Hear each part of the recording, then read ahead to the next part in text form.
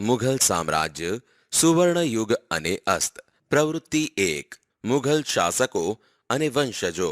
સારાંશ. મુઘલ શાસકોમાં સૌથી વધારે પ્રભાવશાળી શાસક અકબરના અવસાન બાદ દિલ્હીની ગાદી ઉપર તેનો પુત્ર જહાંગીર આવ્યો.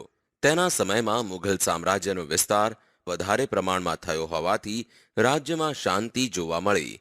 તેના પછીના શાસક શાહજહાંના શાસનકાળમાં વિશેષ પ્રમાણમાં બાંધકામો અને વિશ્વ પ્રસિદ્ધ બેનમૂન સ્થાપત્યો બન્યા. ઉપરાંત તેના સમયમાં મુઘલ સત્તા સ્થાયી થઈ. જ્યારે તેના પછીના શાસક ઔરંગઝેબના શાસનકાળમાં મુઘલ સત્તાનો વિસ્તાર સવિશેષ થયો, પણ સાથે સાથે પતનના બીજ પણ રોપાયા. તેમ છતાં કલા સાહિત્યના વિકાસ સાથે શાસન વ્યવસ્થામાં પણ સુધારા જોવા મળ્યા હતા. સૈદ્ધાંતિક સમજ. જહાંગીર 1605 થી 1627. અકબરના અવસાન બાદ ઈસવીસન 1605માં સલીમ નામનો તેનો પુત્ર જહાંગીર એટલે કે દુનિયાને જીતનાર નામ ધારણ કરીને દિલ્હીની ગાદીએ આવ્યો. શાહજાદા ખુશરુએ બંડ પોકારતા તેની સામે જહાંગીરે સખ્તાઈથી કાર્યવાહી કરી તેને બંદીવાન બનાવ્યો. શીખ ગુરુ અર્જુનસિંહે ખુશરુને મદદ કરી છે એવા આરોપસર તેમનો વધ કરવામાં આવ્યો. જહાંગીરના સમયમાં ઇંગ્લેન્ડના રાજાના પ્રતિનિધિ તરીકે હોકિન્સ અને ટોમસ રો ભારત આવ્યા અને તેમણે દેશમાં વેપાર કરવાનો પરવાનો મેળવવાની દરખાસ્ત મૂકી. જહાંગીરની પત્ની નૂરજહાં ખૂબ સ્વરૂપવાન અને મહત્વાકાંક્ષી હતી, તેથી રાજ્યનો મોટા ભાગનો વહીવટ તે જ સંભાળતી હતી. શાહજહાં 1627 થી 1658. શાહજહાંના માનવા અનુસાર રાજ્યની આબાદીનો પાયો ખેતી હોવાથી તેને પ્રાધાન્ય આપી અકબરની મહેસૂલ પદ્ધતિ ચાલુ રાખવામાં આવી. તેમજ રાજ્યમાં પ્રામાણિક અને મહેનતુ અધિકારીઓ નીમવામાં આવ્યા હતા. શાહજહાંએ જૂની દિલ્હી પાસે શાહજહાંબાદ નામે એક નવું શહેર વસાવી તેમાં ભવ્ય ઇમારતો બંધાવી હતી. તેમજ તેના સમયમાં મુઘલ શાસનની આવક પણ પ્રમાણમાં વિશેષ હતી.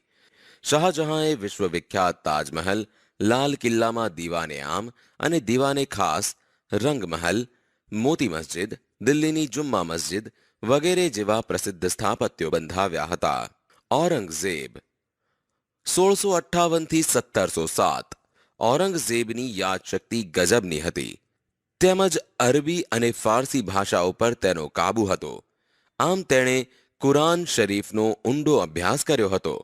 ઉપરાંત તેને કલા, સંગીત અને ચિત્ર પ્રત્યે અણગમો હતો. મારવાડને સ્વતંત્ર કરવા વીર દુર્ગાદાસે ઔરંગઝેબ સામે અને ઔરંગઝેબે દક્ષિણમાં બીજાપુર અને ગોવલકોંડાના શિયા રાજ્યો સામે સતત 25 વર્ષ સુધી સંઘર્ષ કર્યો. મહારાષ્ટ્રમાં શિવાજીએ દક્ષિણ ભારતમાં મરાઠા રાજ્યની સ્થાપના કરીને તેમજ જાટ અને શીખોએ પણ ઔરંગઝેબ સામે બળવો કર્યો હતો. સમાજ જીવન અને શાસન વ્યવસ્થા. સારાંશ. મુઘલ શાસનમાં જહાંગીર, શાહજહાં અને ઔરંગઝેબના શાસનમાં સમાજ જીવન અને શાસન વ્યવસ્થા પણ લોકોને ઉપયોગી અને સરળતા રહે એવી કરવામાં આવી હતી. અને મુઘલ શાસનનો સુવર્ણ યુગ એટલે શાહજહાંનો શાસનકાળ. એમ કહી શકાય કે શાહજહાંના અંતિમ વર્ષોમાં મુઘલ શાસનના પતનની શરૂઆત થઈ હતી. તેમાં ઔરંગઝેબની નીતિ ઘાતક નીવડી. ઔરંગઝેબ સતત સંઘર્ષ કરતો રહ્યો, જેમાં ઉત્તરમાં વીર દુર્ગાદાસ અને દક્ષિણમાં મરાઠા કેસરી શિવાજીનો મુઘલો સામેનો સંઘર્ષ નોંધપાત્ર ગણાય છે. સૈદ્ધાંતિક સમજ. સમાજ જીવન. મુઘલ સમયમાં સમાજ સામંત વ્યવસ્થા ઉપર રચાયેલો હોવાથી રાજમહેલ તથા રાજ દરબારનું વાતાવરણ વિલાસી હતું. તેમજ બાદશાહ અમીરોને ભપકાદાર પોશાક તથા ઘરેણાં પહેરવાનો શોખ હતો. આ બાબતે અબુલ ફઝલ લખે છે કે દર વર્ષે બાદશાહ માટે 1000 જેટલા કિંમતી પોશાક તૈયાર કરવામાં આવતા. આમ આ સમયે ગુજરાતના વેપારીઓ મોટા પાયા પર વેપાર કરતા. ગુજરાતના બંદરોથી વિશાળ જથ્થામાં માલ વિદેશ મોકલવામાં અને લેવામાં આવતો. ઉત્સવો તથા તહેવારો પણ ભપકાથી ઉજવવામાં આવતા હતા. તેમજ જહાંગીરના સમયમાં દશેરાનો ઉત્સવ ઠાઠમાઠથી ઉજવવામાં આવતો.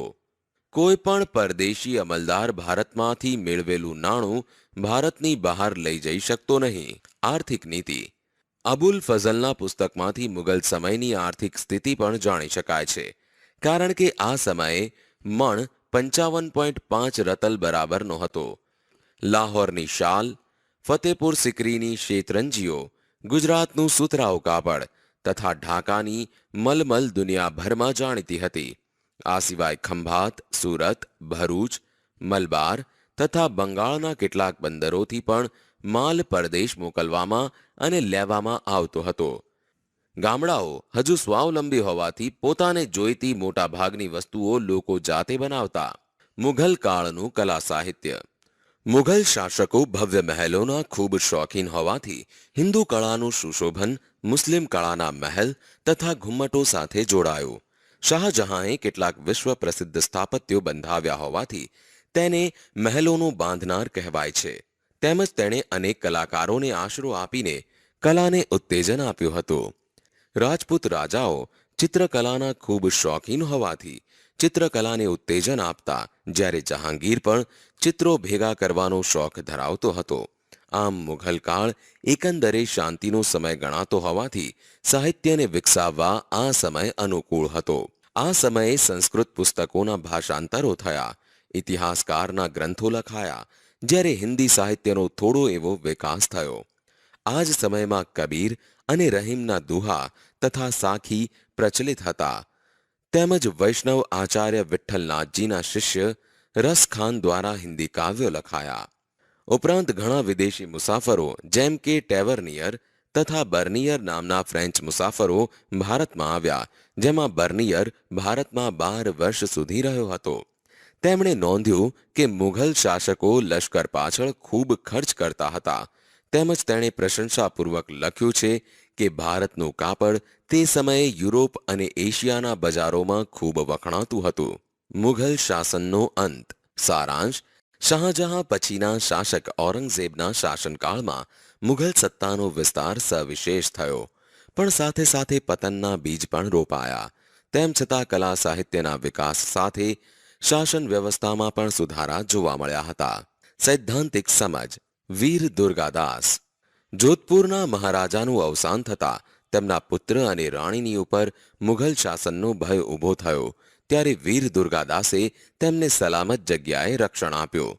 બાદમાં વફાદાર સૈનિકોની મદદથી મારવાડની સ્વતંત્રતાનો ઝંડો 25 વર્ષ સુધી ફરકતો રાખ્યો. ઓચિંતા છાપા મારવાની વ્યૂહરચના આગળ ઔરંગઝેબ ફાવ્યો નહીં અને અંતે તેને રાજપૂતો સાથે સુલેહ કરવી પડી. છત્રપતિ શિવાજી. ઔરંગઝેબની રાજનીતિના પરિણામે તેની સામે જે નવા બળો ઊભા થયા તેમાં મરાઠા રાજ્યની ગણના થતી હતી. મહારાષ્ટ્ર એટલે મરાઠાઓનું વતન. બહમની સુલતાનોની નોકરી કરતા કેટલાક સરદારો જાગીર ભોગવતા હતા. તેથી સ્વતંત્ર રાજ્યની સ્થાપના કરવા માટે એક સમર્થ રાષ્ટ્રવીરની જરૂર હતી, જે શિવાજી મહારાજે પૂરી કરી. ભોંસલે કુટુંબના શાહજીના પુત્ર શિવાજીનો જન્મ ઈસવીસન 1630માં શિવનેરી કિલ્લામાં થયો હતો. માતા જીજાબાઈ અને ગુરુ દાદાજી કોંડદેવની છાયામાં તેમનો ઉછેર થયો. પૂનાની નાની એવી જાગીરમાં શિવાજીએ સ્વરાજ્યના સપના સેવ્યા. તેમજ સ્વાભિમાન, નીડરતા અને તેજસ્વીતા તેમણે માતા પાસેથી મેળવ્યા અને રાજનીતિના પાઠ દાદા પાસેથી શીખ્યા. તાનાજી જેવા મિત્રો મળતા સૈન્ય તૈયાર કર્યું અને 16 વર્ષની ઉંમરે કિલ્લાઓ જીતવાની શરૂઆત કરી, જેમાં તોરણા, ચાકણ, સિંહગઢ, પુરંદર વગેરે કિલ્લાઓ જીત્યા. બીજાપુર તેમજ મુઘલો સામે અનેક લડાઈ કર્યા બાદ ઈસવીસન 1674માં રાયગઢમાં શિવાજીનો રાજ્યાભિષેક થયો. તેમજ રાજ્યમાં સુશાસન સ્થાપવા અને કારભાર ચલાવવા માટે તેમણે 8 પ્રધાનોનું એક મંડળ બનાવ્યું. મુઘલ શાસનનો અંત. 25 વર્ષ સુધી દક્ષિણમાં લડાઈ કરીને મુઘલ લશ્કર થાકી ગયું, જેથી ઔરંગઝેબ ઉત્તર તરફ પાછા ફર્યો, કારણ કે તે હવે યુદ્ધ કરવા શારીરિક રીતે સક્ષમ નહોતો. તેના અવસાન બાદ મુઘલ શાસનમાં ગાદી માટે ઝઘડાઓ શરૂ થયા અને બધાને સાથે રાખી શકે તેવો કોઈ સમર્થ શાસક ન મળ્યો. આમ ઔરંગઝેબની સંકુચિત નીતિ મુઘલ શાસનના અંત માટે જવાબદાર બની. આમ ઈસવીસન 1526માં શરૂ થયેલ મુઘલ સામ્રાજ્ય ઈસવીસન 1707માં પતન તરફ ઢળવા લાગ્યું. બાબર દ્વારા શરૂ થયેલ મુઘલ સામ્રાજ્ય ઔરંગઝેબના સમયમાં ભારતમાં ફેલાયેલું હતું, જે તેના જ કાળમાં પતન તરફ વળ્યું. વિદ્યાર્થીઓ, આ પ્રકરણ અહીં સમાપ્ત થાય છે.